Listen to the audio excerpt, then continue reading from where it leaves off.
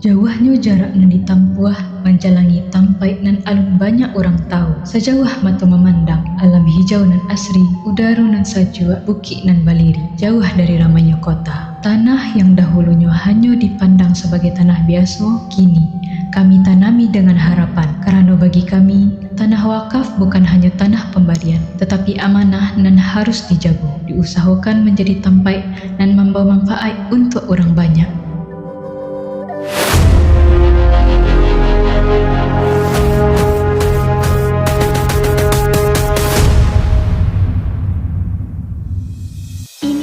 Jalan menuju lahan wakaf produktif yayasan. Perjalanan menuju lokasi ini belumlah sempurna. Jalan yang kita lalui saat ini masih berupa bukaan yang dikerjakan menggunakan alat berat eskavator. Belum ada pengerasan, belum ada jalan yang nyaman seperti yang kita bayangkan. Namun, justru dari jalan inilah kita bisa melihat bagaimana sebuah ikhtiar sedang dimulai. Karena setiap lahan yang hari ini terlihat hijau dan produktif pada awalnya juga dimulai dari tanah yang belum tertata, dan setiap perjalanan besar selalu dimulai dari satu langkah pertama. Jalan ini mungkin masih sederhana, tetapi di balik jalan yang belum selesai ini ada sebuah tujuan yang jauh lebih besar, menjadikan tanah wakaf bukan hanya sebagai aset yang diam, tetapi sebagai aset yang hidup, tumbuh, dan memberikan manfaat. Dan akhirnya kita sampai di lahan wakaf produktif yayasan.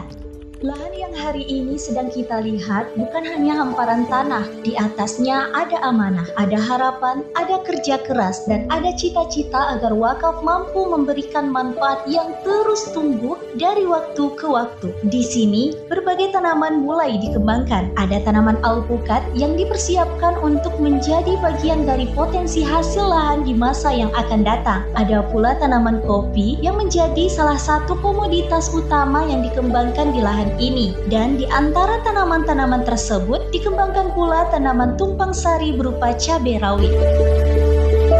Apa yang terlihat hari ini mungkin masih berupa bibit-bibit kecil. Namun, di balik setiap bibit yang ditanam, ada sebuah proses panjang yang sedang dimulai. Ada tangan-tangan yang bekerja, ada tanah yang diolah, ada waktu yang ditanam bersama bibit-bibit ini. Karena kami percaya, wakaf produktif bukan tentang hasil yang datang secara instan. Wakaf produktif adalah tentang bagaimana sebuah aset dikelola dengan sungguh-sungguh, agar hari ini menjadi awal bagi manfaat yang bisa dirasakan di masa depan.